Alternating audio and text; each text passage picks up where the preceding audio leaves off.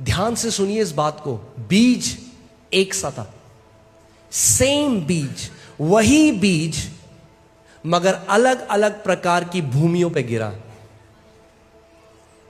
और चेलों को समझ में नहीं आया और जो भीड़ थी उनको भी समझ में नहीं आया। मगर ध्यान से सुनिए, चेले वापस पूछने के लिए आए कि इसका मतलब क्या था। भीड़ ने पूछा भी नहीं, क्यों? क्योंकि उन्हें मतलब ही नहीं था ये क्या बोल रहे हैं। क्योंकि उनको क्या चाहिए था? Pastor, pastor.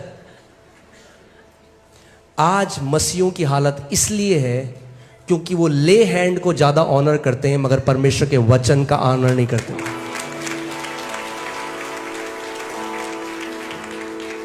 वो 8 घंटे खड़े हो जाएंगे लाइन में कि कोई प्रभु का दास हमारे सर पे हाथ रख दे, मगर 8 मिनट अपने घर में वचन को नहीं खोलेंगे। प्रभु यीशु मसीह ने कहा कि क्या तुमको ये समझ में नहीं आया दृष्टांत? अब देखिए, फिर उसने उनसे कहा, क्या तुम ये दृष्टांत नहीं समझते? तो फिर और सब दृष्टांतों को क्यों कर समझोगे? इंग्लिश बाइबल में लिखा है, वो कह रहा है कि अगर तुम इसको नहीं समझते तो तुम कुछ भी नहीं समझोगे परमेश्वर के राज्य में। यानी ये जो दृष्टांत है ये सारे और दृष्टांतों की नींव है। बोने वाला क्या बोता है? बोने वाला क्या बोता है? वचन बोता है। आप संडे को क्यों आते हो यहां पे? लाइट के लिए नहीं, म्यूजिक के लिए नहीं, आप आते हो कि बोने वाला वचन बोता है। आप वचन को ग्रहण करने के लिए आते हो। You come to receive the word. प्रभु यीशु मसीह कह रहे हैं, बोने वाला क्या बोता है? वचन को बोता है। यानी ये दृष्टांत एक फिजिकल बीज के बारे में नहीं है, ये दृष्टांत किसके बारे में है? परमेश्वर के वचन के बारे में है। बोने वाला वचन बोता है। अगली आयत, जो मार्ग के किनारे के हैं, जो मार्ग के किनारे के हैं जहां वचन बोया जाता है, ये वे हैं कि जब उन्होंने सुना तो शैतान तुरंत आकर वचन को जो उनमें बोया गया था उठा ले जाता है।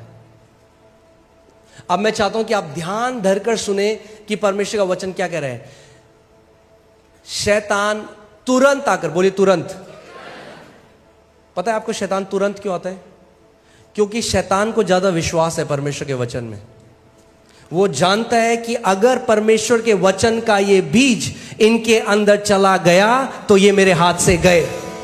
यीशु मसीह ने कहा यूहन्ना 10:10 में कि शैतान चोरी करने, घात करने और नाश करने के लिए आया। मगर शैतान क्या चोरी करता है? वचन। क्योंकि वो जानता है अगर वो वचन चुरा लेगा आपके जीवन से तो वो सब कुछ बाकी चुरा सकता है। क्योंकि चंगाई वचन में है, प्रॉस्पेरिटी वचन में है, सब कुछ परमेश्वर के वचन में है। आदि में वचन था। परमेश्वर का वचन इब्रानी 11:3 में लिखा है कि सब कुछ जो हम देखते हैं और नहीं भी देख सकते, उस सब की सृष्टि, ये पूरा ब्रह्मांड जो परमेश्वर ने बनाया, ये यूनिवर्स, ये चांद सितारे, जो कुछ परमेश्वर ने बनाए, ये वचन के द्वारा ही उत्पन्न हुए।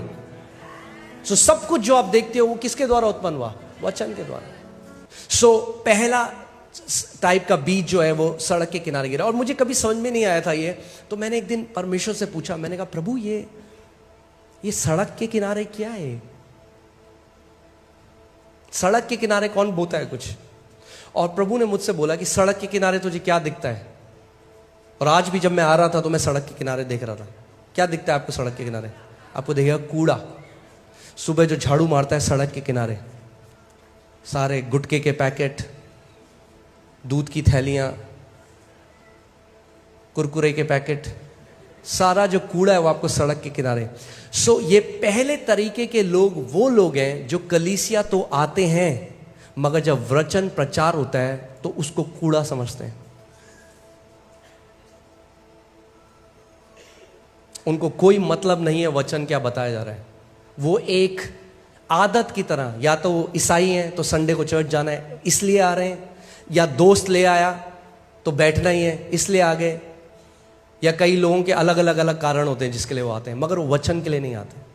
और ये वो लोग हैं जो वचन उनके कान में तो पड़ता है और वो बीज अंदर भी जाता है, मगर तुरंत, बोलिए तुरंत, तुरंत शैतान आता है और वचन जो उनमें बोया गया था वो उठा ले जाता है। और वो ये रियलाइज नहीं करते कि यही उनके साथ अगले संडे भी होता है, यही उनके साथ फिर होता है। ऐसा करते करते 5 साल निकल जाते हैं, 10 साल निकल जाते हैं और वो कहते हैं प्रभु ये बंदा तो फल रहा है, मेरे जीवन में फल क्यों नहीं आ रहा? और परमेश्वर कह रहा है मूर्ख, क्योंकि तू मेरे वचन का आदर नहीं करता। सो ये जो पहले श्रेणी के लोग हैं, मुझे नहीं पता आप में से कितने वो आज हैं। अगर आज हैं तो आपके लिए गुड न्यूज़ है, आप अपना स्वभाव बदल सकते हो, आप एक अच्छी भूमि बन सकते हो आज ही। इसीलिए मैं ये वचन आपको बता रहा हूं कि आप अपने हृदय के स्वभाव को बदल दें परमेश्वर के वचन के लिए। सेम बीज बोया गया, चौथी भूमि पर 30 गुना, 60 गुना और 100 गुना फल आया। दिक्कत बीज की नहीं थी, दिक्कत भूमि की थी। आपको जय में चलना है तो वचन का आदर करने वाले लोग बनना पड़ेगा। ये वचन आपको पहाड़ की चोटी पर बिठा के रख देगा। ये वचन आपको उस जगह ले जाएगा जहां आप अपनी काबिलियत से नहीं जा सकते। ये वचन एक नई किडनी आपके शरीर में डाल देगा। ये वचन आपको जय में चलने की सामर्थ देगा। जो कोई उसके वचन का आदर करते हैं, परमेश्वर उनका आदर करता है और उनको महान चोटियों पर बिठाता है।